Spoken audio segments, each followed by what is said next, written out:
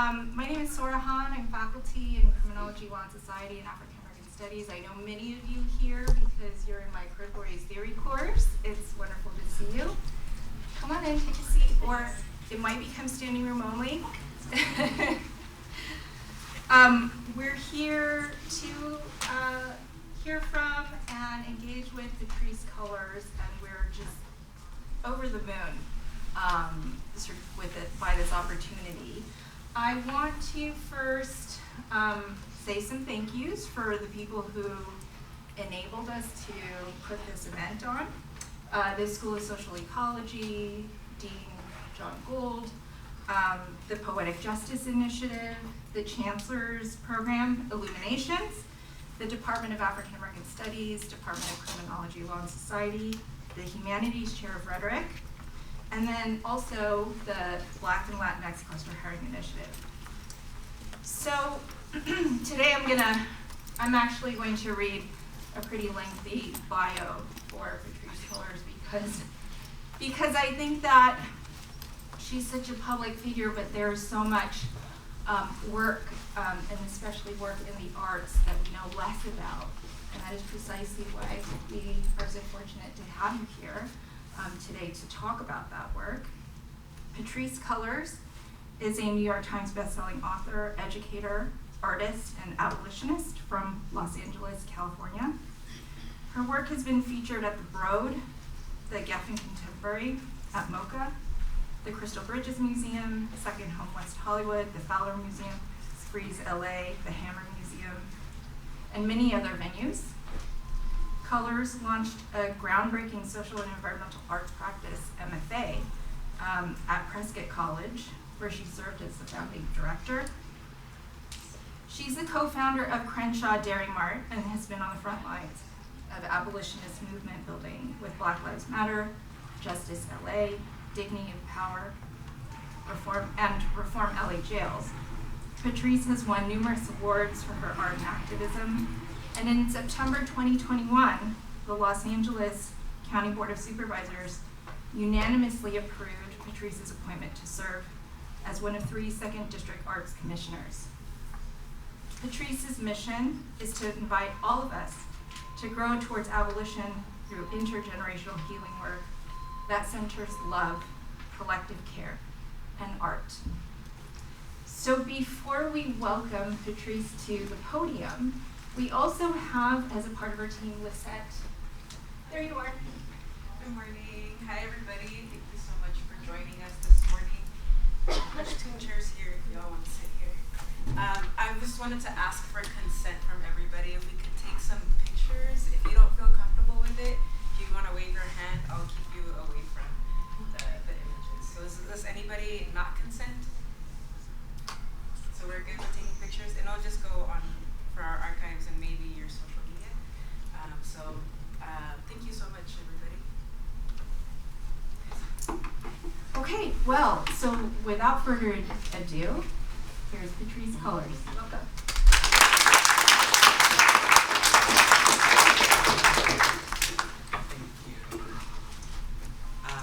Thank you, and good morning.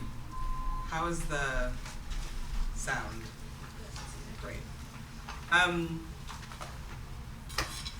super grateful to be here. I'm always grateful to be able to wake up another day and be in front of communities who are trying to figure out how we both heal what we are experiencing in this country and globe, but also how are we in community with one another.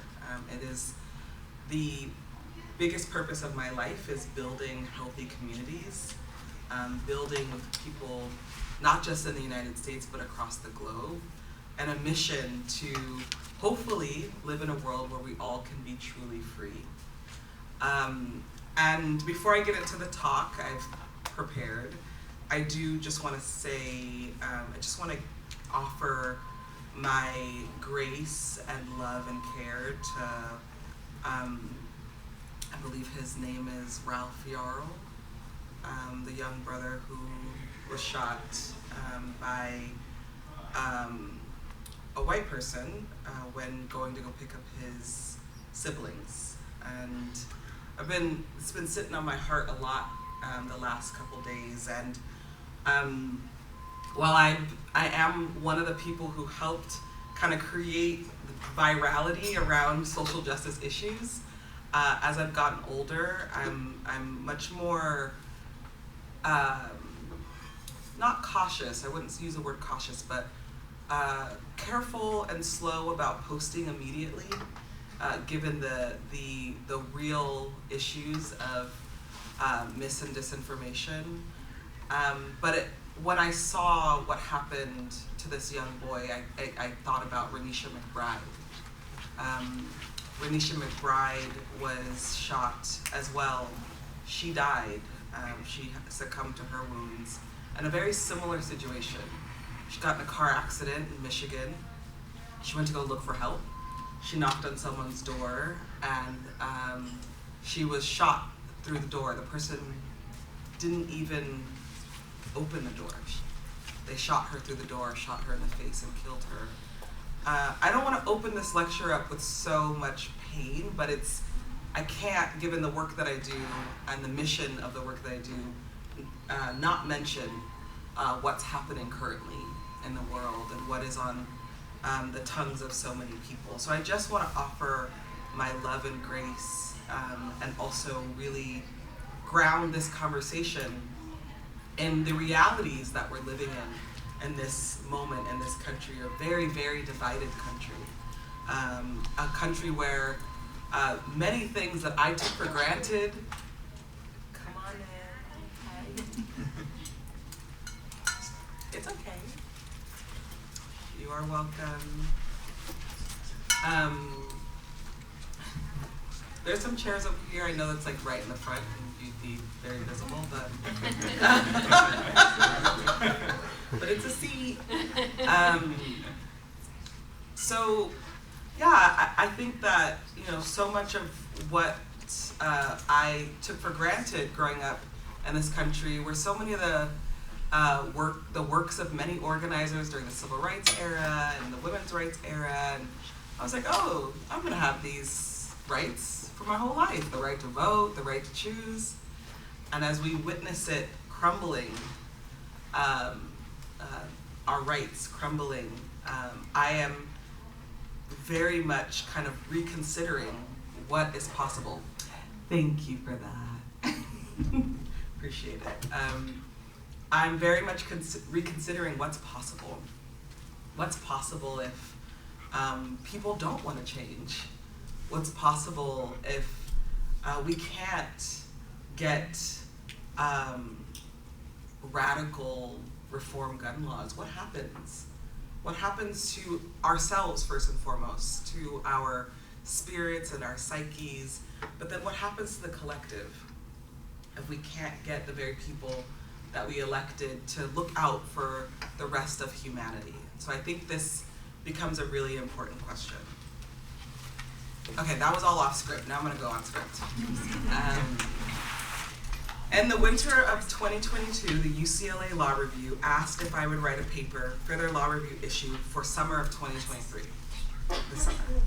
I said yes, and I asked my colleague, Alireza Doris, who co-founded the Crenshaw Dairy Mart, to co-write it with me. Today I'll be presenting parts of the unpublished paper, and while the paper isn't out just yet, look at me guys, look at me. I promise you, when it's out, you all will get the first copies.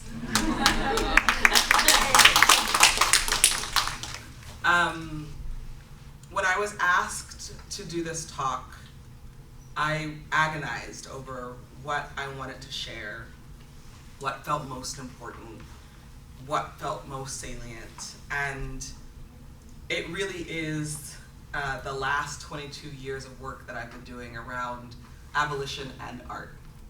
Both of these things that are incredibly important, not only to my identity, but my practice. And I'm lucky enough that I've helped build several organizations across Los Angeles County and the country that have centered both art and abolition. Art should never be an auxiliary to the movement, but at the heart, at that very heart, of our struggles, Dr. Angela Davis. Los Angeles has historically been the ground zero of pro-police and giant carceral agents. Together, these institutions possess the largest penal system in the world. It has policed and incarcerated entire neighborhoods over several generations, including my own, particularly Black, brown, and poor communities inside of Los Angeles. The violence facilitated by these institutions has led to generational traumas and further economic instability through the fractures of stolen lives and the separating of families in our county.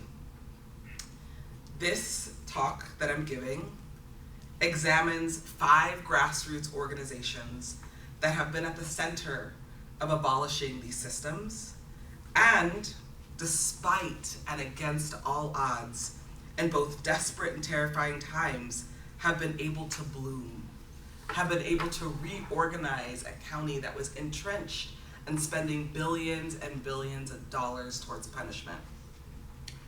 The legacies of historical messaging through both visual and literary culture, which include music, theater, poetry, and dance, in order to activate Black revolution in the United States, specifically that which extends beyond what can be seen in artist exhibitions mounted on white walls, can be traced to the moral suasion, literature, and graphics of the 19th century abolitionist newspaper. Does anybody know where I'm going with this? Okay, I tried. The North Star. Founded by Frederick Douglass and the American Anti-Slavery Society's abolitionist pamphlet of campaigns.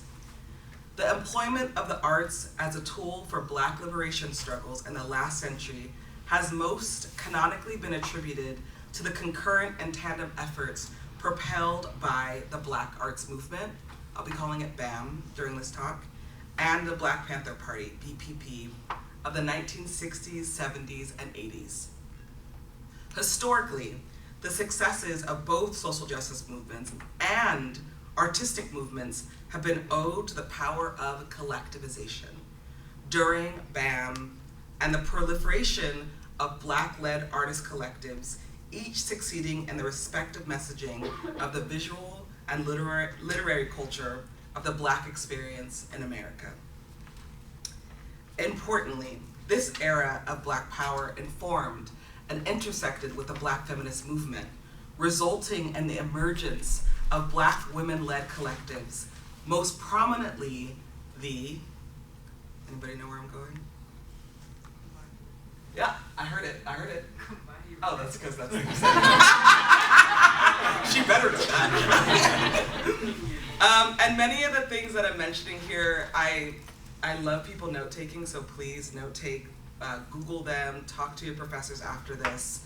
But the Combahee River Collective, other collectives, particularly Black women-led artist collectives, such as Where We At, WWA Collective, they contributed to propelling the Black feminist movement within the Black arts movement of the 1960s and 70s.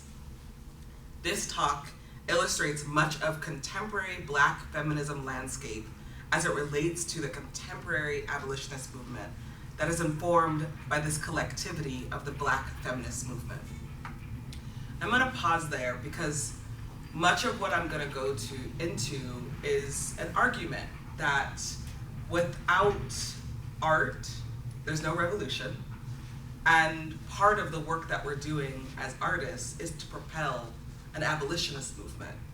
And while there's been tons of kind of scary messaging by the right and the media about what abolition is, what I believe abolition is choosing care over punishment, choosing an economy of care over punishment, choosing an economy of care over an economy of violence. And I use the term abolitionist aesthetics as a way to have this conversation. Abolitionist aesthetics is informed by a history of the arts movement, most notably relational aesthetics, a term coined to identify observations in a growing number of artists who would become facilitators of social exchanges, events, and relationships as opposed to producing static objects of art. This challenges the idea that the only way an artist can be is through the art market. This talk identifies a growing number of contemporary Los Angeles-based artists, collectives, and organizations which have built coalitions that have instrumentalized aesthetics through a myriad of performances, exhibitions, and public activations and interventions to address the abolition of the prison industrial complex. So I'm going to give you the how I identify abolitionist aesthetics. Abolitionist aesthetics can hence be identified as the contemporary artistic movement where artists, collectives, and organizations have employed the arts to address abolition of the PIC toward an effective social and political change. This is very important. This is an important conversation for me because as I was a young artist and young abolitionist, I was always told, well, you do art in this place and you do abolition in this place. You can't bring them together. Abolition is where the policies happen and where, legislation happens. And art is a thing that you do like for luxury and fun. And I argue that that's so untrue. And I base that in a lot of things, one of which is we are living in a white supremacist, patriarchal, capitalist society. And much of our culture informs that society. We've aestheticized patriarchy. We've aestheticized white supremacy. And we've used a whole entire culture to produce more and more harm and more punishment. Abolitionist aesthetics is asking us to reimagine our world as an abolitionist world, use our art and culture to move us towards that world. And it's very, very possible. And there are tons of people doing it, and we're going to talk more about them. Dignity and Power Now, a grassroots organization that looks at the impact of incarceration of families and communities. Justice LA, a coalition of hundreds of organizations across Los Angeles County specifically, but also across the nation, looking at challenging mass incarceration at the local level, and is a coalition that successfully stopped the building of 2 new jails in Los Angeles. That's where we clap. We're still used to not being on Zoom. When I first came back to talk in front of audiences, post like the, like our Zoom era. I know we're still on Zoom. Hi Zoom. I think the Zoom's there. Yeah. I literally would have to be like, okay, that's where you laugh, y'all. That's where we clap. So I'll probably keep doing that. But Justice LA, we successfully stopped 2 jails that were being built that were $3.5 billion jails. Wow. And largely through art, largely through culture shift. Black Lives Matter Los Angeles, the local chapter of Black Lives Matter in LA, and Students Deserve, a collective of Black students across Los Angeles Unified School District challenging policing on their campus, as well as the Crenshaw Dairy Mart.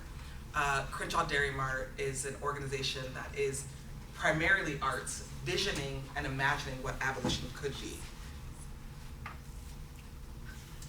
DPN and JLA, Care First, Jails Never, navigates the artistic messaging in the grassroots protests of jail expansion legislation by the County of Los Angeles since DPN's conception in 2012, as well as healing-centered community rituals in which DPN utilizes the arts for system-impacted communities.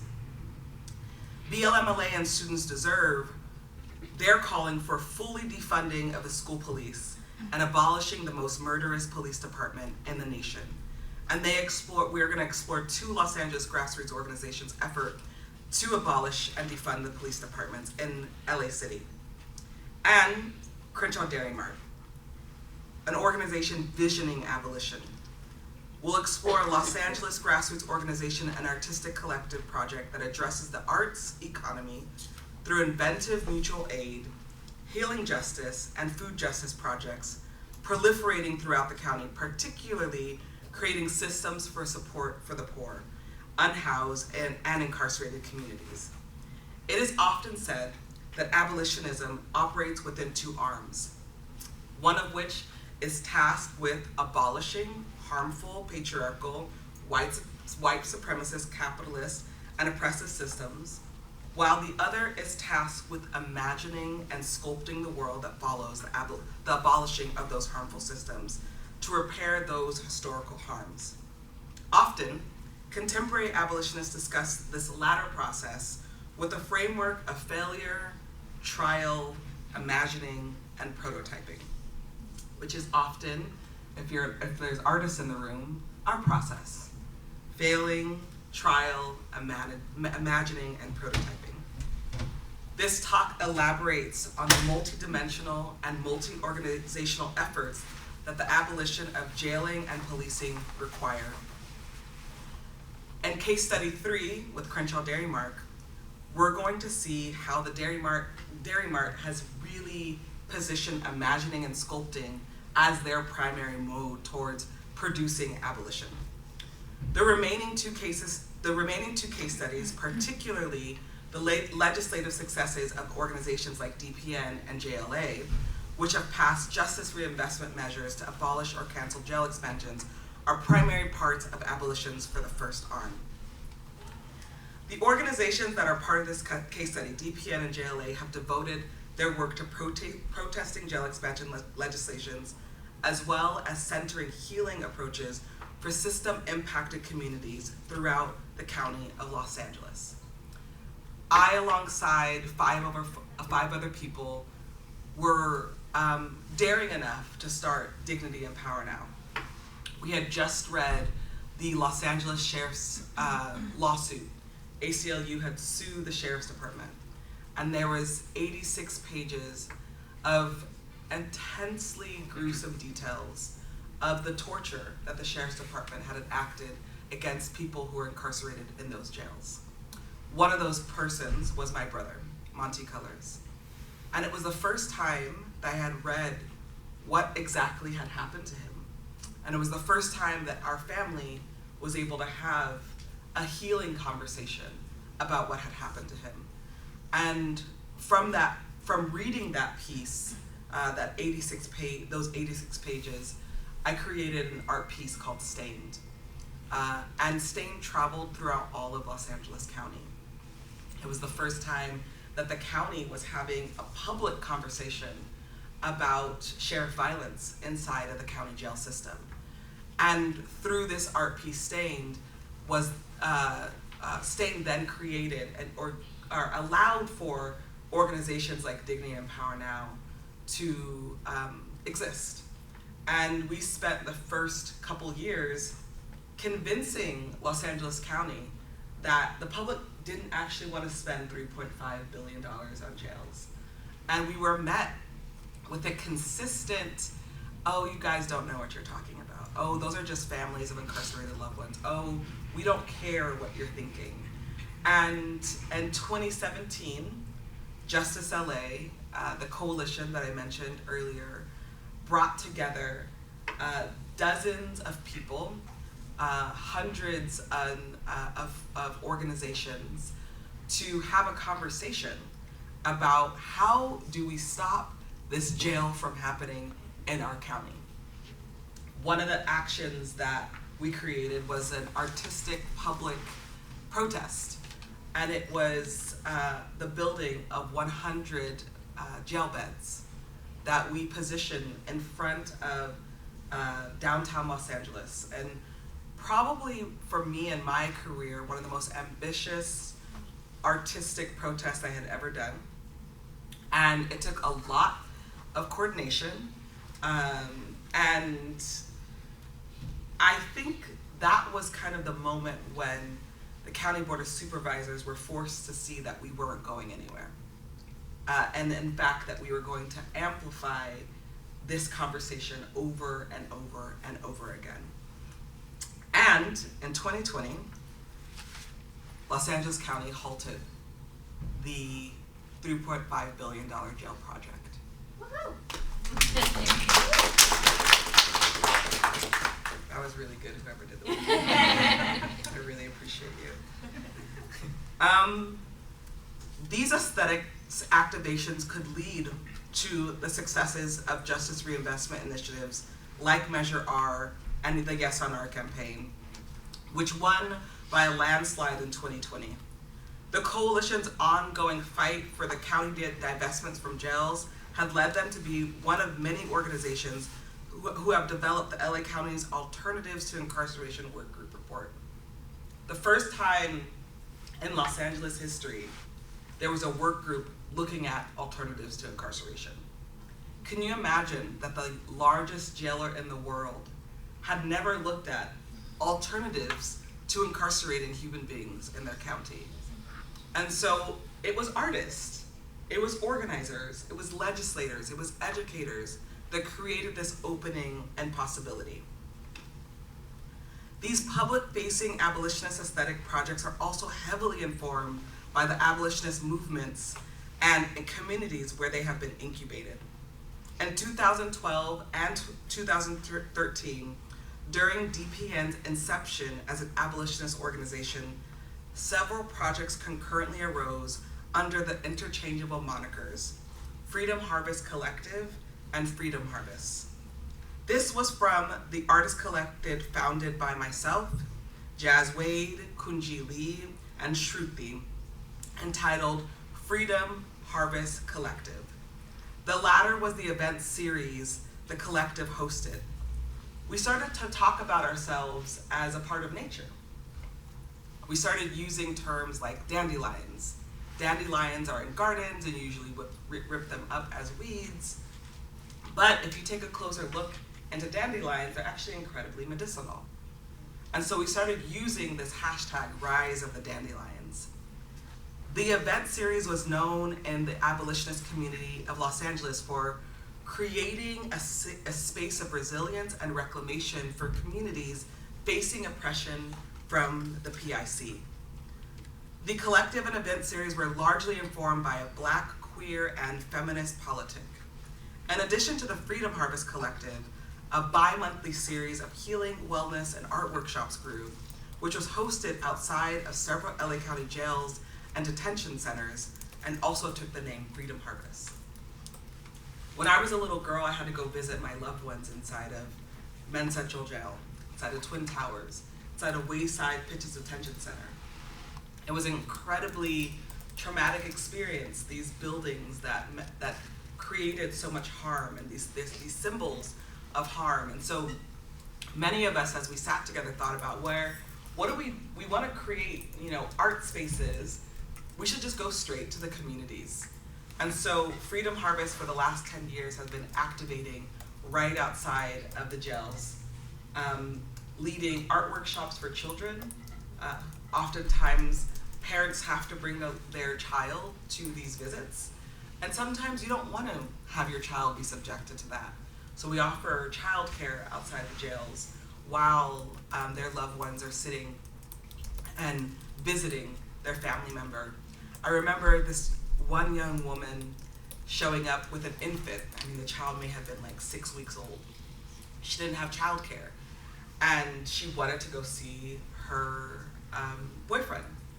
And she sat with us for a little bit. She was like really amazed. Whoa, are you guys always out here? And she looked over at me and she said, I haven't trusted someone in a long time. Can you take care of my child while I go visit my boyfriend? Imagine that.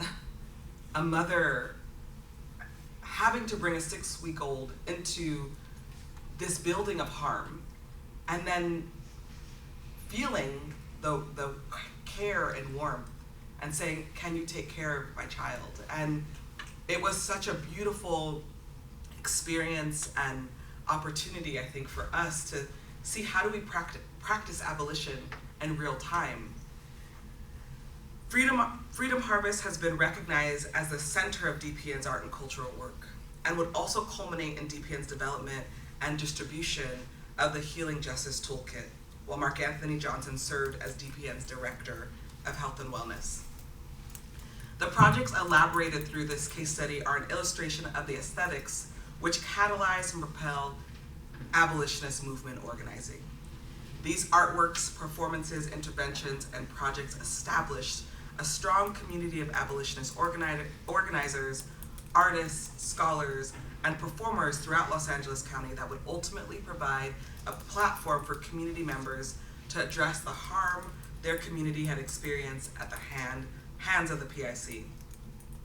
Most importantly, this movement allowed people who were directly harmed by state violence and the PIC to lead this artwork and these aesthetics projects.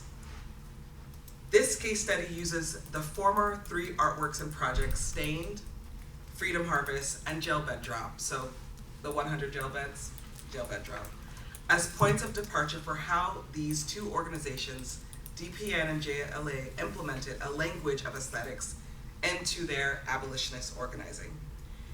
In this article, we interviewed multiple people to talk to how they understood abolitionist aesthetics. So for the DPN and JLA, which you'll read in the summer, you'll read those interviews because I'm not going to read them out loud. Mark Anthony Johnson and Yvette Ale from DPN were interviewed, and Brianna Means from Justice LA. Brianna Means was this amazing dancer. She is an amazing dancer from USC, and she started to study abolition and art, and really took the jail bed drop and took it to another level. So if you hashtag jail bed drop, you'll be able to see the digital side of what was created by the jail bed drop. The next section is on BLMLA and Students Deserve. And will someone let me know time stuff? Like maybe when I'm like 10 minutes, thanks. We build a movement, this is a quote, that is divorced from ego, and that is grounded in honoring those who walk before us, honoring our foremothers, as well as envisioning, imagining, and building a world that is fit for our children. Dr. Melina Abdullah. A new generation of leaders surfaced in 2013 after the murder of Trayvon Martin.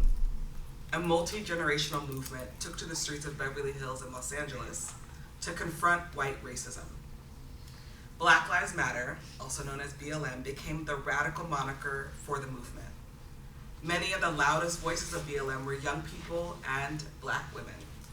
They challenged respectability politics and aligned with communities directly impacted by state violence, specifically police violence.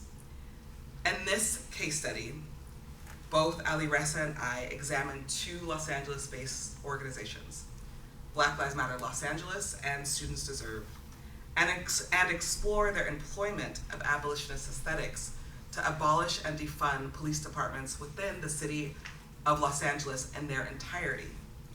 These organizations' efforts have resurrected the challenges to the police that the Black Panther Party made generations prior. Largely, these 2 organizations imagined what this city would look like without police, a question that the BPP asked 4 decades ago. BLMLA is a local Los Angeles BLM chapter with a community of nearly 500 trained members has continued the Black Panther Party's ongoing fight for imagining a city free from harmful policing agencies. Students Deserve is comprised of students, teachers, and parents who are organizing to abolish police within the 2nd largest school district in the United States, the Los Angeles Unified School District. BLMLA and Students Deserve's collective call for divestment from police is an accumulation of specific responses to the targeting and murdering of Black people by police, which is exasperated by police criminalizing, targeting, and punishing Black youth within police-present school districts. Amidst BLM's nationwide call to defund police in 2020, Students Deserve led the fight to divest $25 million for the Los Angeles School Police Department. Yeah, exactly, that's me, snap. In February 2021, Students Deserve campaign succeeded. following the LAUSD Board of Education vote to remove police from secondary school campuses. With the successful divestment from LASPD, $25 million has been put toward supporting 53 LAUSD schools that are largely comprised of a Black student population. Since this LAUSD Board of Education vote, a supplemental $13 million budget has been approved for investment and support staff of students, which includes counselors, psychiatric social workers, and restorative justice coordinators. I saw the woohoo, thank you. It really means a lot to me. If you're up here for 40 minutes, you're gonna need some woohoos. I'm gonna move to BLMLA. Much of what BLMLA has done in the last, it's now been a decade, which is wild.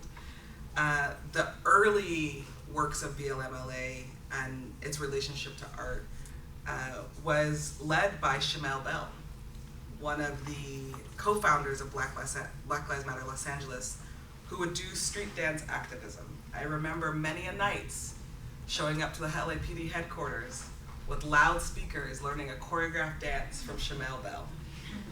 It was our way of finding joy after so much suffering, inside of so much suffering. I would also argue that the vigils and community altars are a part of abolitionist aesthetics.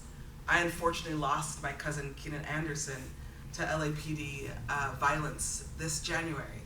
I never thought that I would be a family member who would experience the death of a loved one at the hands of LAPD.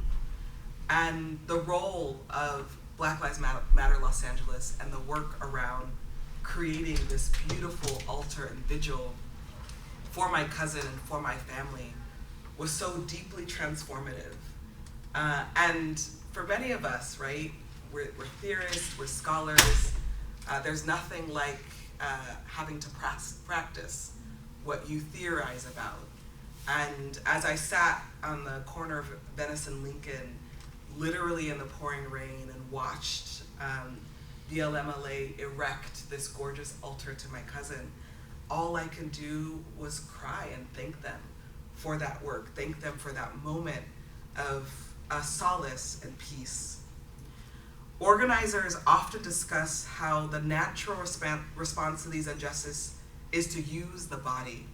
The body becomes a part of the movement and an organizing science, to grieve, to mourn, to heal, and to respond with the body.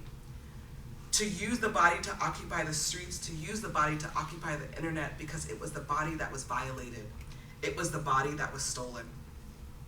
The Black Panther Party, concurrent with the Black arts movement, focused largely on a cultural shift and mass communications effort to convey the magnitude of contemporary murderous and racist state and federal agencies and policies. This communications effort was beyond apparent in nearly every aspect of the culture. Beyond movement organizing, there were efforts within the BPP's campaigns to free political prisoners, most notably the creation and mass distribution of the Free Huey buttons, designed to bring awareness to the wrongful incarceration of BPP co-founder Huey Newton. When we spoke to Marche Das, who was a young person at LA High School, Dorsey High School, when she first started Students Deserve, and now she is still a young person, but now an adult, and she's one of the lead organizers of Students Deserve. She said they looked at that campaign, the button campaign, and they used that same model to produce buttons that said Students Deserve, get LAPD off campuses, and which they were able to pass out thousands and thousands of buttons across all of Los Angeles Unified School District. Okay, I'm gonna move along. The third and last case study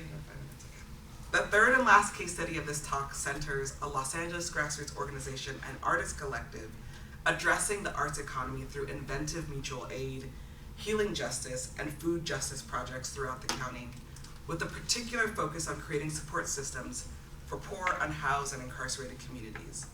The three artists, founders of Crenshaw Dairy Mart, have centered three tenets and collective in the collective and in the organization's internal and external rubrics of engagement. Our 3 tenets are abolition, ancestry, and healing. As contemporaries to the late Nipsey Hussle, and with the organization situated in Inglewood, CDM has adopted Hustle's model for repatriating resources within the Inglewood community. This model ensures that the rapid sports and stadium-driven gentrification and displacement spurred by the new SoFi Stadium does not quell Inglewood as a cultural retainer for Black imagination and creativity. The 3 artists and co-founders who befriended one another in a Masters of Fine Arts degree program at USC spent nearly 2 years with their Inglewood gallery and studio prior to opening their doors in 2020, pre-COVID. And for nearly 2 years, the artists took their time to getting to know their neighbors, sharing their intentions with the space, as well as spending time researching the proliferation of Black arts economy led by Black artists, gallerists in South Central and in Inglewood during the BAM. Looking to this history, the local Inglewood and South Central based artists and art spaces which preceded CDM during the BAM provided the artists, organizers, founders of CDM a template for how, as abolitionists, they would continue to support this community and uplift this legacy. In many ways, the organization can be best examined through its abolitionist tenets and philosophies being introduced to a largely still capitalist and harmful contemporary art sector and economy.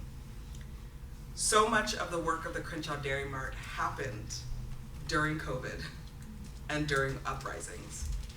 We launched on Super Tuesday 3 weeks before we were in lockdown. It was probably the last party that I went to.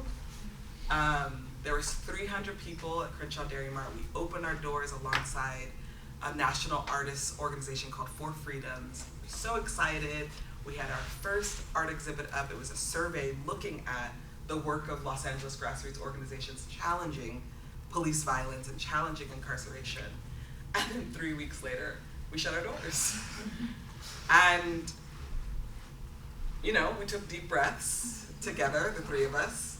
Okay, well, what do we do now? This is our big bang, and what we decided to do was take it as a time to slow down. Take it as a time to reimagine what we can do in the digital space. And during those 2 years, we continued to work alongside organizations, but we also launched an art campaign looking at the impact COVID and the pandemic was having on artists. We created a mutual aid program where we had an Inglewood fridge where people could bring food, take food, and the Inglewood fridge existed for about a year at the Crenshaw Dairy Mart. We held a digital space for Black artists across the country called during Black August, and we decided that we were going to see this slowdown as a blessing. And we, in fact, were young. We weren't an institution that had to deal with figuring out how they were going to halt all their shows that they had planned out for the next decade. We were still trying to figure out what our programming was. And in 2021, when the world kind of opened up during Mental Health Awareness Month, we were asked by the County of Los Angeles to participate in their May events for both Mental Health Awareness Month and their Arts Rising events that they do. And so the Crenshaw Dairy Mart decided, well, what happens when a community has suffered from so much sickness, so much death, and also so much neglect? What kind of art would actually produce anything meaningful?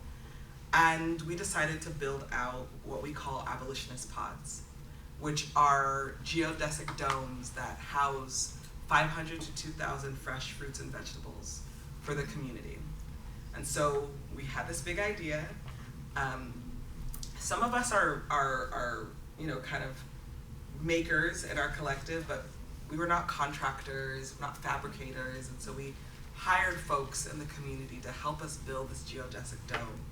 And we launched it in April of 2021, and we spent 6 weeks at the MOCA Geffen in their parking lot, passing out 1,000 fruits and vegetables to the local community.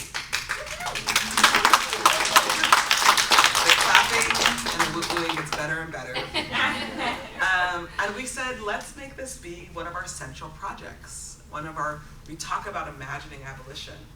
And what was so powerful and beautiful about that experience is that we were in direct conversation with the MOCA Geffen, around, well, how are you going to protect the pod?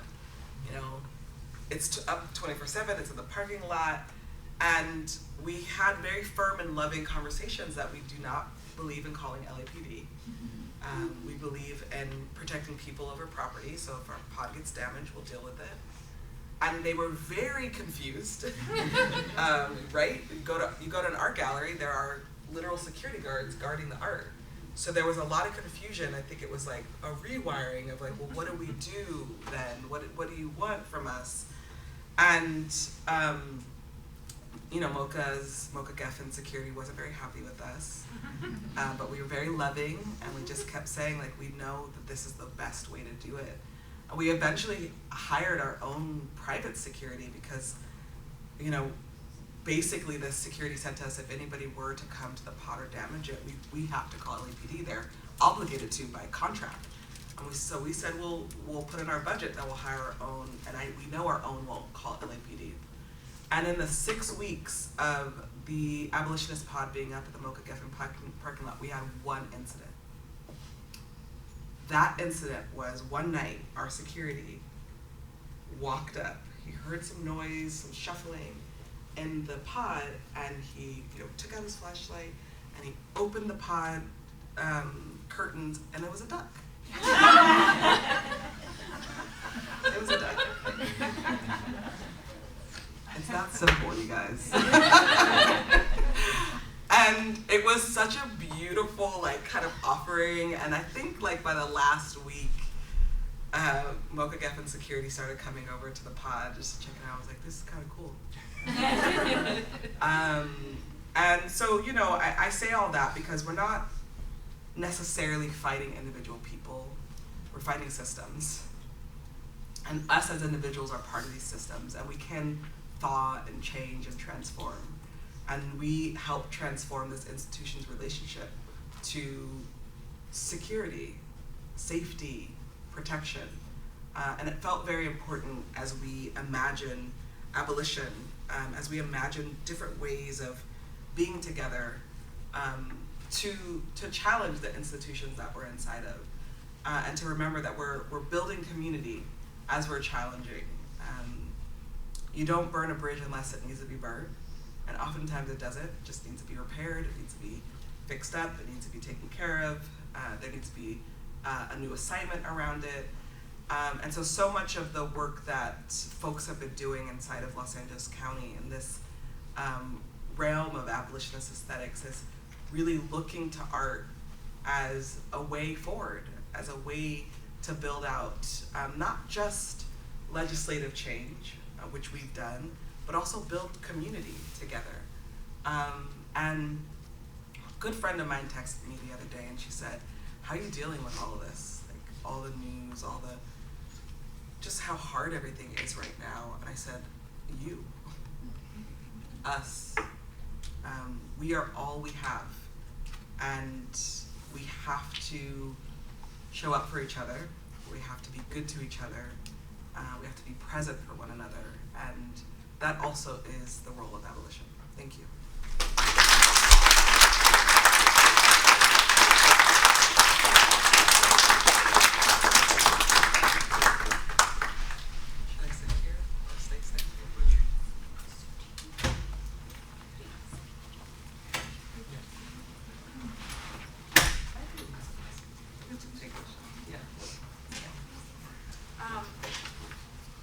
We have cards here that if you want to write a question to Patrisse, you can write a question. But we'll also, so pass these around. But also, we want to just open it up. So you can actually just raise your hand and continue the conversation that Patrisse has started for us with these amazing victories. Yes, thank you.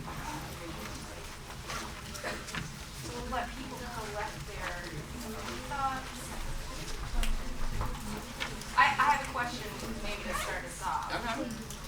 So I love this idea of, so I love this idea of abolition aesthetics, Patrisse, where you're talking about art as an occasion for gathering.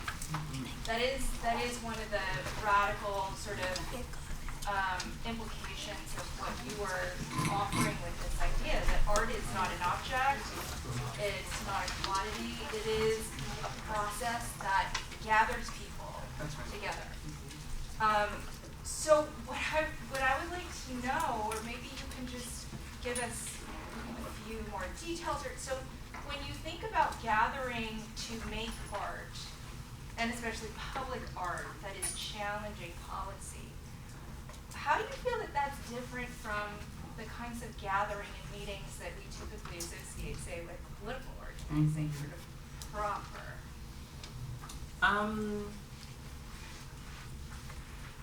I don't see them as different. I actually, really like to challenge the role of the organizer and the role of the artist. And in the art world, we have this term called social practice.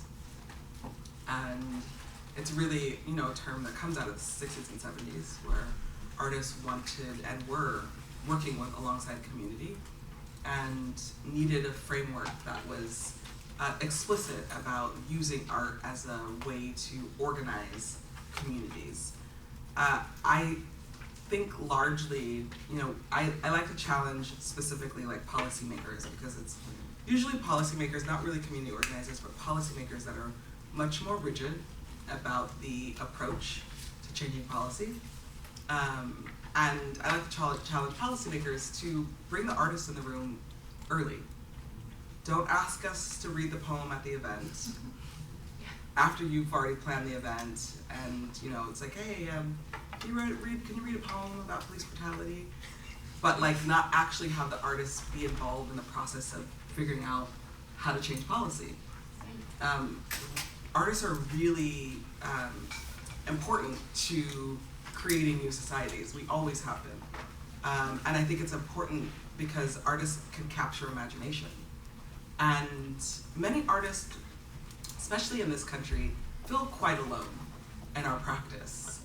And I think it's because we've created this, these different places, not a lot of intersection. And so the work that I've been trying to do for the last 22 years and doing more explicitly in the last 6 years is bringing us together, bringing the artists and organizers together. Sometimes we are both artist and organizer. What happens to us? And that intersection is really critical. Can people say their names too, and maybe like? I'll say all the stuff. Okay, thank you. Thank you for being here. Carolyn Cole's 4th year PhD in criminology. My question is about language. As an artist, I'm wondering all of the things that you are and the identities that you hold. I'm wondering your marriage to language in the pathway of your mission, right? Like you define abolitionist for us. Other people may not hold that definition, right? It may be mixed up. So, especially like Dandelion, love that. So I'm wondering, is your use of language intentional? Are you married to the word because of its power? Does that trip up, people can get tied on the word and not hear? So can you talk a little bit about how you use language? Great question, really great question. Well, I can give you a real life example. So yes, language is very important to me, especially specificity of language. There's a reason why I identify as an abolitionist. It comes from a legacy of ending slave systems. And so that feels like a point of power, and also it's who I am, and I want people to know that. I'll say and then it's not 100% the case though. For example, to be very candid, obviously a bunch of us Sorry, wires are dropping. Okay, thank you. A bunch of us were lifting up the idea of defund the police in 2020, right? And went viral. I never thought I'd see defund the police go viral. I mean, I've been saying defund the police since I was a kid. It's not like the rest of the world caught on, but like that wasn't like, it wasn't like, for some of us, that's a reformist term, defunding the police. Abolition is like different. So it's like, okay, defund the police. Like, that'll be the thing we say, it'll be the thing that gets us closer, but it's not the thing. And then obviously it's been weaponized against the movement, right? It's been weaponized against people who use it. In fact, in real time, as I talk to policymakers, specifically around my cousin's death, one of the first things they say is like, I can't say anything that looks like defund the police. It's like, in the policy world, it is literally like dead on arrival. And so then the question becomes, well, two questions happen for me when that happens. One, does it mean we stop using it?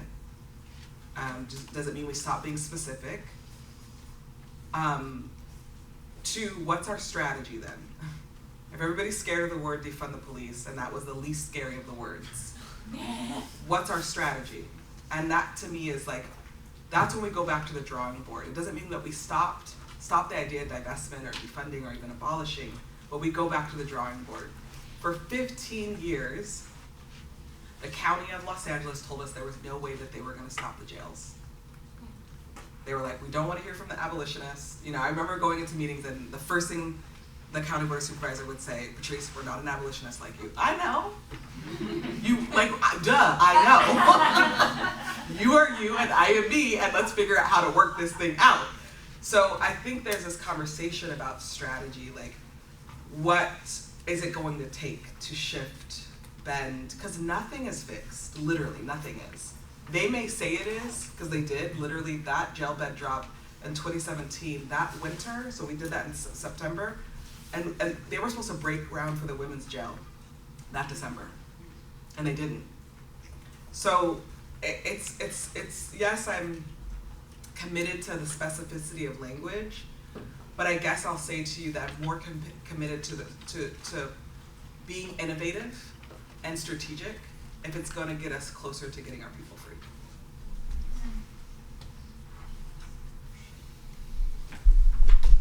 Hi, my name is Luis.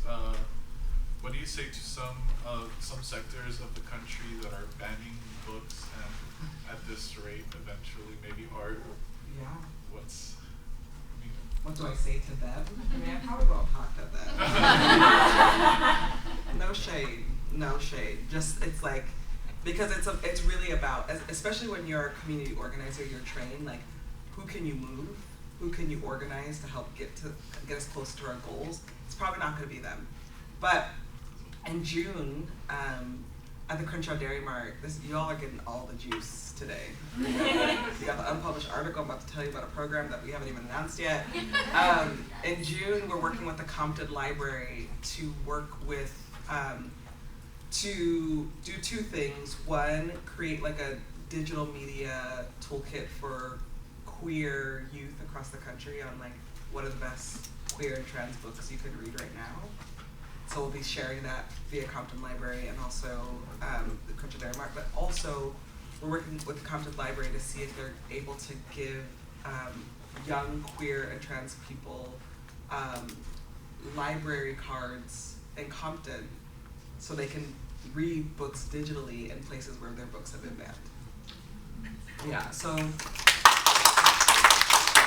thanks, friends. We're trying to be innovative. We're trying to figure out like how do we reach the people who need the support now. I know as like, I came out when I was 15 years old and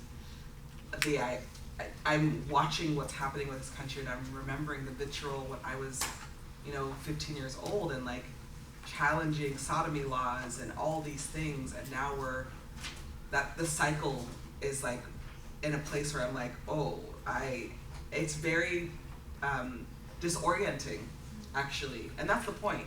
The point is to disorient us, and I think part of like reorienting is remembering who's most impacted and how can we serve them.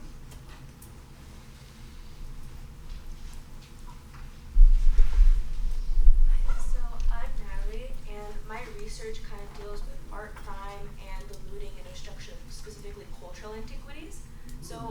question is, are there any other examples that you can think of artistic protests that spark change and or revolutions within a specific community, a group, ethnicity, anything of that category?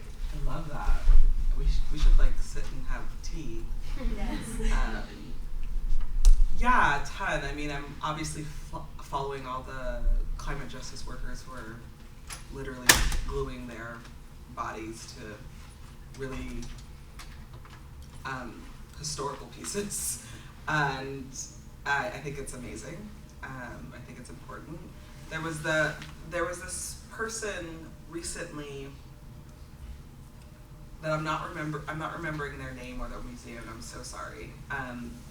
But they went to, it may have been a Met. Do you know what I'm talking about? Who went and did like they went and did ritual inside the Met because their spiritual objects were encased in the Met, and then they were kicked out of it. I think those moments of dissent are so important and so necessary. I'll also give you a really cool example, and at LACMA right now, the Los Angeles County Museum of Art, which is the second biggest encyclopedic museum in the country, first being the Met. They have rearranged their relationship to indigenous art objects, or indigenous objects, not all of them were considered art, and started to repatriate. But in Colombia, they worked with an indigenous community, and said, do you want these objects back? And the community said, no, because oftentimes it's like, these are really old objects, so where are they gonna put them? But what they did say is, we want you to come meet our family, and we wanna come meet yours. And what they meant by family was the people who work in the museum. And so the curator at the museum went to Colombia and met the entire community and did ritual and ceremony with them, and then they flew a lot of the community out to the museum. And she said that, one of the curators who was talking to me said, when they got there, they said, oh, we need to do ceremony. This place is yuck. and so they literally canceled all meetings, and they just went into ceremony inside the LACMA for the entire day. So these kinds of moments I think are really important. And I asked the curator, because I'm a big, I'm like, where's the doc? Did you document this? And she was like, oh yeah, no, we didn't think about that. And these kinds of conversations need to be happening more publicly, so that we can have an awareness around them. But yeah, that's a really great question. I mean, obviously not in this talk, but I will do some of my own work and labor around looking at other places that have done that, so I can have it on the tip of my tongue next time we see each other. Thank you. Yeah. Hey. Hi. I'm Alexis. I'm a third year criminology PhD student, and I really appreciate this the sort of model where art and aesthetics sort of enter into the equation of abolition on all these different levels, right? This macro level is very focused on cultural production. I think that's, and then there's the aesthetics of resistance, sort of this meta level and organizing. What does it mean to you?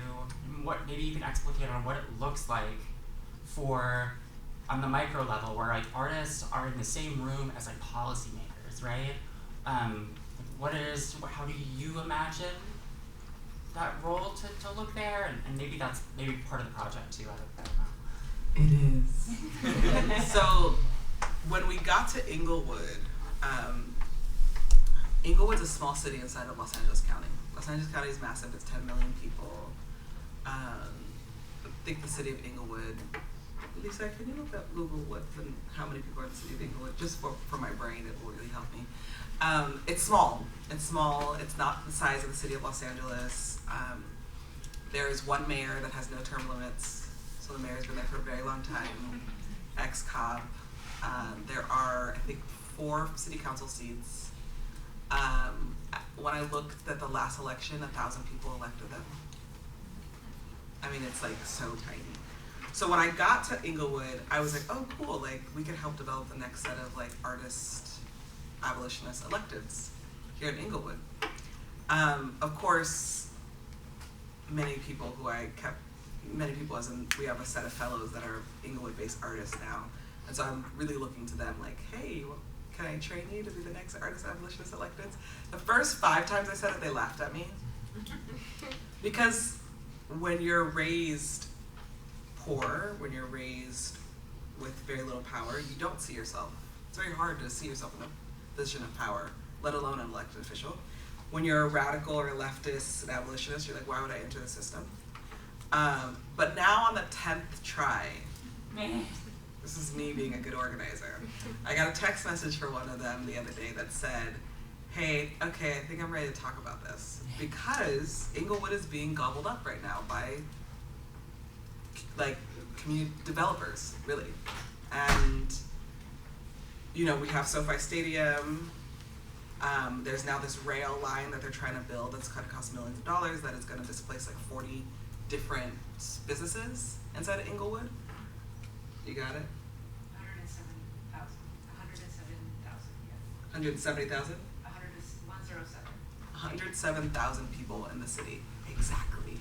Like, so you could set a precedent in a small city like that, and that's inside a big context, and then help shape the rest of the county. So that's my next big project.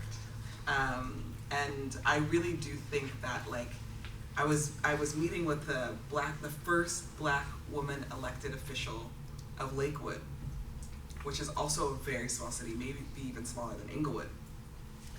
Same situation, no term limits.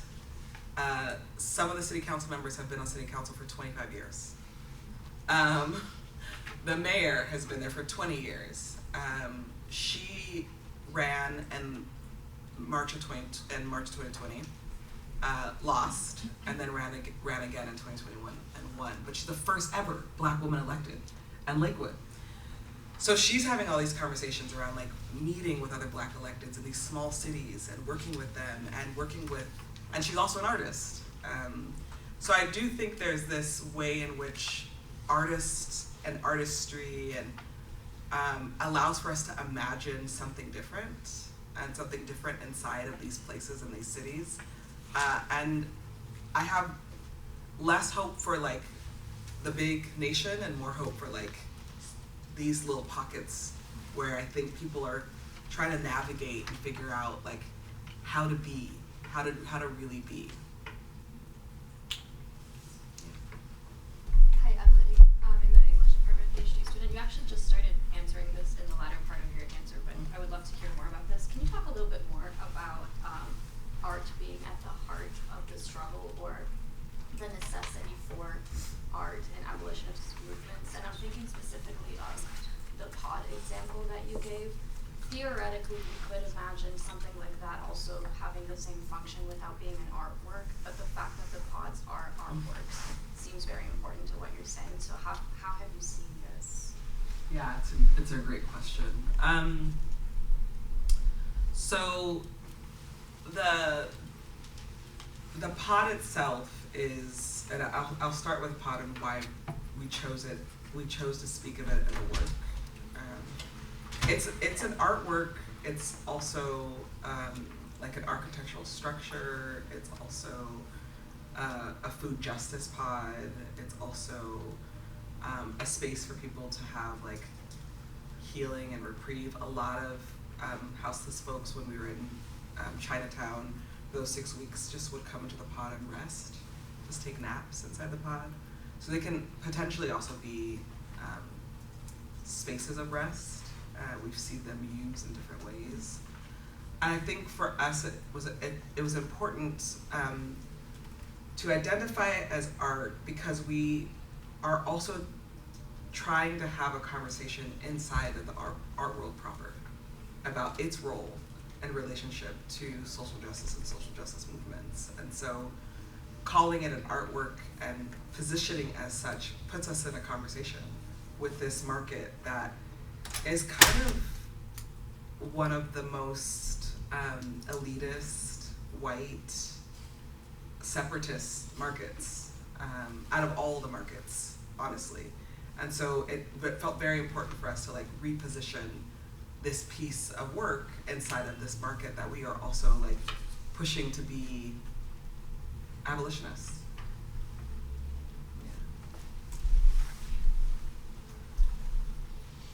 Okay, I'm gonna be the professor of race theory right now and ask where all the undergraduate questions are. We wanna hear from you. Sorry, I might kind of struggle to formalize what I'm going to say, but you mentioned a little getting creative in the digital space during COVID especially, and it's interesting because over the last few years we've seen the internet really transform into this super commercialized, very, I guess, kind of elitist space, you know? And I just was wondering what sort of strategies and methods you and your peers had come up with sort of as you were diving more into that space, or have you used the digital space like previously, maybe when further back in time as well? Yeah, that's a great question. Tell me your name.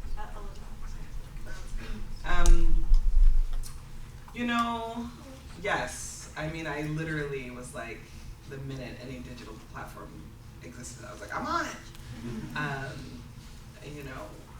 I think as a millennial, we obviously got to see the rise of the digital space, the rise of the internet, and so I was very curious about it, and the whole movement was amplified on it, Black Lives Matter, and so the digital space has historically been, for me, like the place where it democratizes voices. And then, like our good friend Sophia Noble has written about, algorithmic bias has been such a focal point of this digital space, and now is like a really, often dangerous space for people who are at the margins. And so I'm like, in my older age, I'm not as excited about the digital space, although I understand its necessity, and I will definitely challenge a U.S. government that is attempting to ban TikTok, because it's about banning the democratization of voices. But I think that what I'm most interested in now is like, okay, I've lived in this in real life, IRL, fighting racism and patriarchy, and now there's a whole world on the internet that we also have to do the same. Like, how do we create the internet so it's safe for our children? Because it's not going anywhere. And so it's a new frontier that I have had firsthand experience of being attacked by trolls and white supremacists and right-wing media. I've had that firsthand experience. I know the detriment of not regulating that space, the detriment of, racism and patriarchy still existing, and so thus the internet, and the role of the digital space really creating more harm. And I think that that's just a process that many of us are trying to figure out. So I don't have like an exact answer for you, because I'm literally in that process right now, like thinking about what the role of the internet is. I mean, mostly all the organizations I mentioned, they're all on some sort of social media platform, and but I definitely am like my kid's not on the internet. He doesn't have his own stuff. He's 7, and I try to keep him away. I'm trying to keep him away from it for as long as I can. And inside of that, like, eventually he's going to use it. So what kind of world do I want to exist online for him to use? And I think that's something that we all should be thinking about and talking about.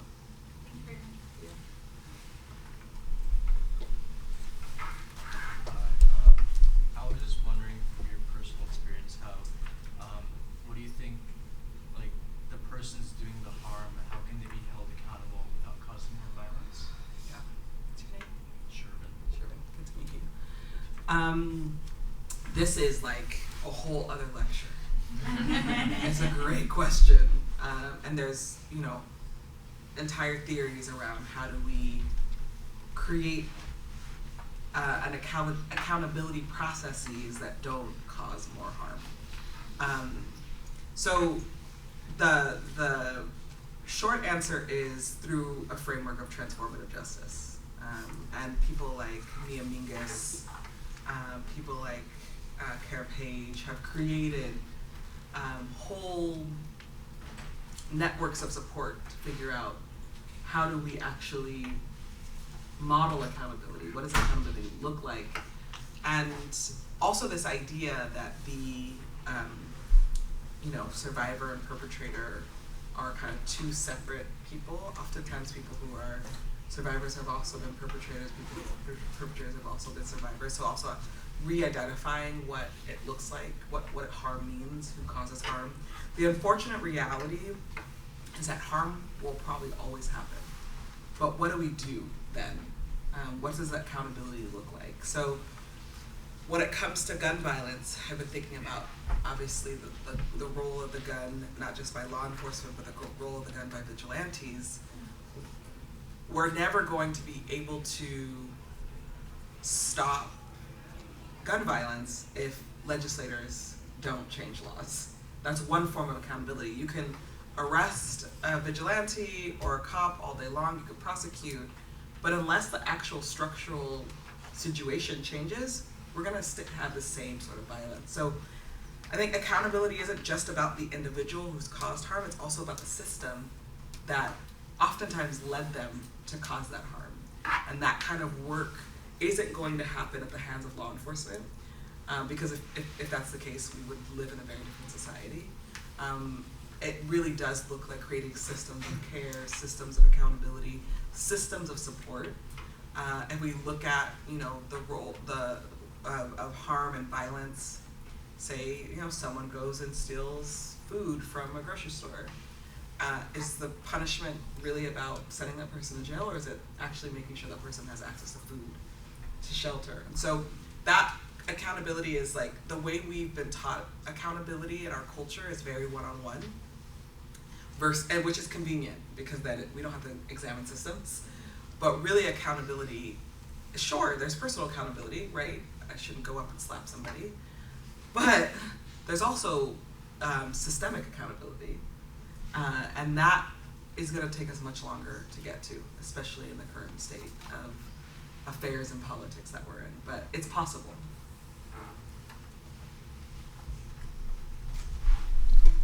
My name's Autumn.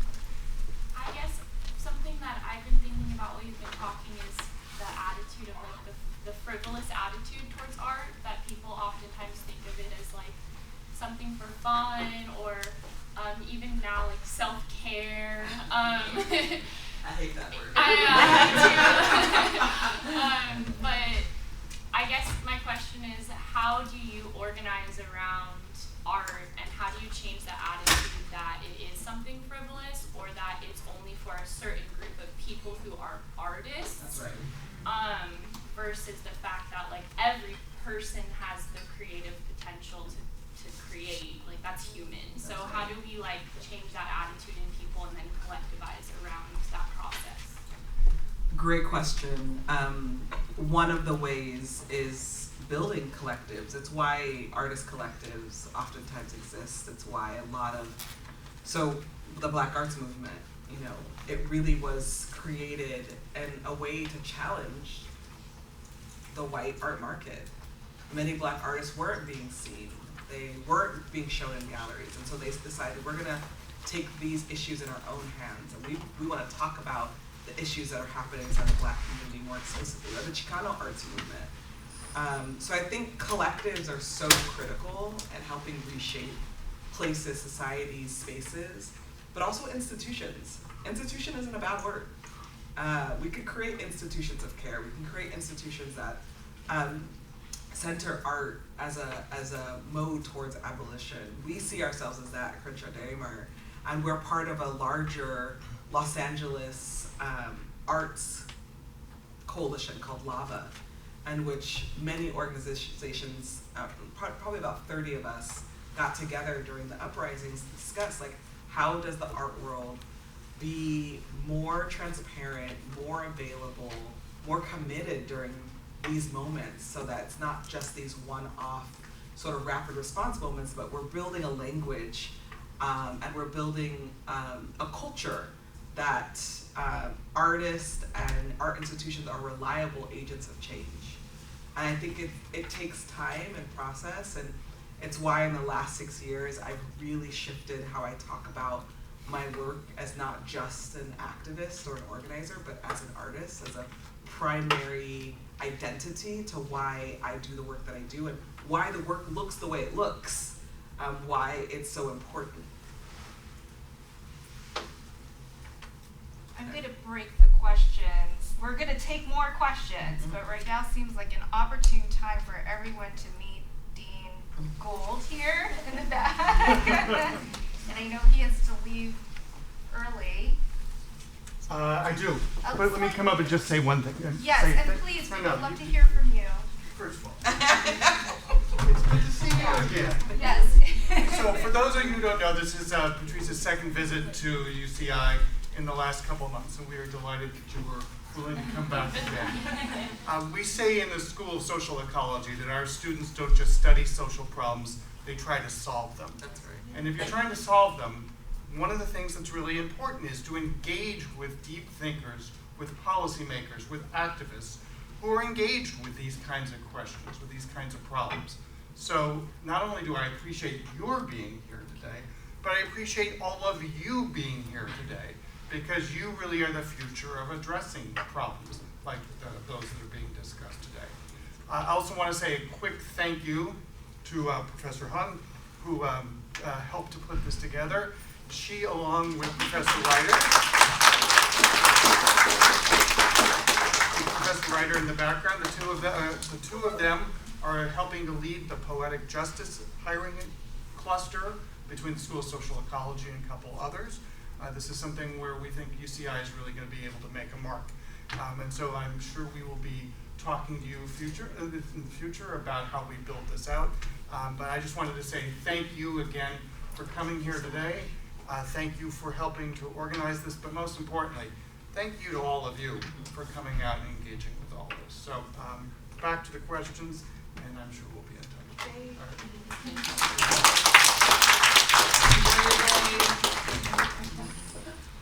All right. I know some of you have burning questions and you're being shy. Well, this one, And this person. oh yes, okay, yes. Music? Oh. So I was really going to jump off the previous question and ask about. You mind speaking up? This is hard to hear. Sure. I'm going to jump off the previous question and ask more about the art side of this. And what you said about relational versus static really stuck with me.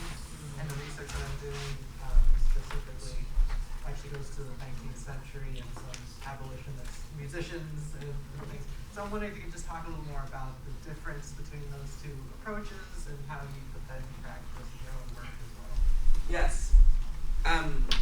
So when I was in art school, I was reading a lot, as you do when you're in school, and thinking a lot too. I was reading and thinking a lot, and thinking about the role of abolition inside the arts world, and doing a lot of like asking questions and Googling and asking more questions and asking people who identify as abolitionists who are also artists, and realizing that there just hadn't been a lot of scholarship on abolition and art, and I felt like, but that's not possible. Like we're all makers, we're all creating, and there has been an abolitionist movement in this country for hundreds of years. So where is that conversation happening? And so when UCLA Law Review asked me to write this paper, but I'm gonna back up a little bit. The first law review I wrote for was Harvard Law Review, and I wrote a paper on abolition, reparation, and transformative justice, and it was looking at the praxis of abolition, because part of what I'm trying to do inside of the work that I'm doing, and especially inside the scholarship, is to intervene or advance in places where I feel like it's missing. Like, what would I have wanted to read when I was a young, artist? Like, what would I have wanted to see, or who would have helped me and guide me in my practice? So when I wrote for the Harvard Law Review, I focused primarily on what makes it possible to be an abolitionist. What are the things that an abolitionist does? Because so much of what I had read, which I love, had been a very, very academic approach to the conversation around abolition. but not a very like down to earth, what do we do on the day to day. So I wrote that article and then ended up writing my second book, an Abolitionist Handbook, 12 Steps to Changing Yourself in the World. So that's where that came from. So then when UCLA Law Review, my book came out last year, they asked me, can you come speak on this panel? And I was like, yes, and I'm gonna bring all the abolitionists in LA County to come speak, because that's what an organizer does. Then after that talk, they were like, would you want to transcribe that talk, or is there something else you'd want to write about? And I was like, I know exactly what I want to write about. I want to write about abolitionist aesthetics and how it's happening in real time. So I don't think as theorists, what we're doing necessarily is creating a new theory as much as we are theorizing what's already happening. And that's the labor for a scholar, in my opinion, is this thing's happening, how do we communicate about it, how do we give language to it, how do we codify it? I'm always thinking about 100 years from now, and also right now. So I then, and in art school, I was like, okay, I want to start talking about, let me start doing more study on aesthetics. And you know, found the term relational aesthetics and the work that was happening around it, and was like, well, what about abolitionist aesthetics? Can we use this term to identify what's already happening? The role of the artist, the educator, in coalition with one another to create a new world. And often not just focused on the product, right? Or the thing that's gonna come out of it, right? Not just when we were building the beds for the jail bed, it was important that we worked with someone who was formerly incarcerated. And his shop, it was important that he hired formerly incarcerated people. And so the conversations that happened through the jail bed drop during the process was just as important as the drop itself. That's abolition. The process of getting to the place of getting rid of a system. You know how many conversations we need to have? You know how many logistics we need to figure out? Like, if we're really going to get rid of the police, we have to figure out, well, all these things that the police are in charge of, which largely many of the things they shouldn't be in charge of, well, who then is in charge of it? What happens? What happens when the only person I'm able to call when my brother's in a mental health episode is literally the police? There are no options. So abolition is the process that we get there as well. And also, for me, as an artist, there's an artistic process that I'm trying to think about as I'm developing, as I am centering my abolitionist values inside of my art practice. There's a process that I want to be inside of. So in my book, I talked a lot about the music world, which is an awful world. I'm so sorry.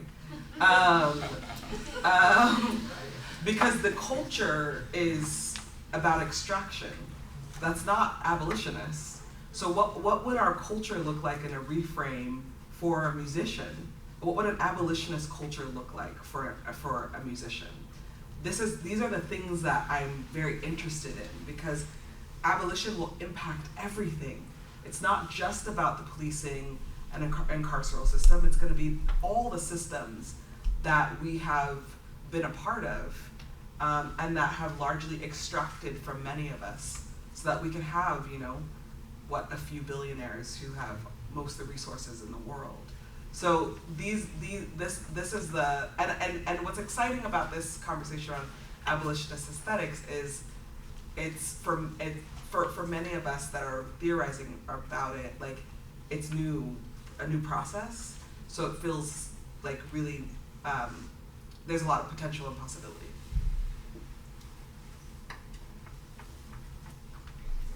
I have one question. I'm Carrie. Nice to meet you.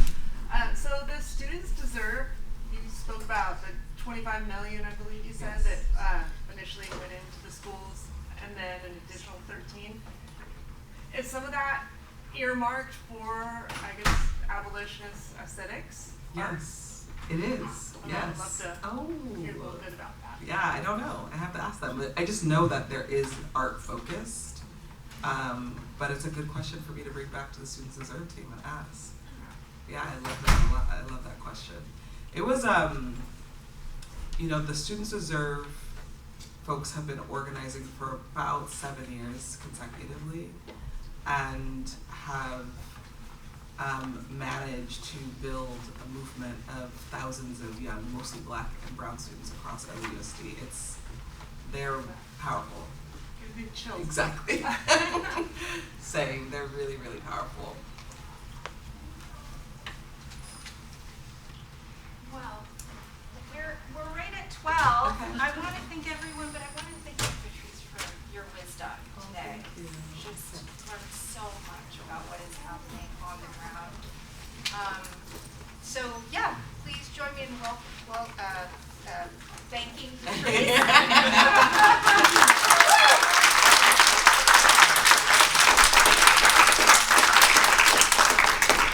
Thank you, everyone. I really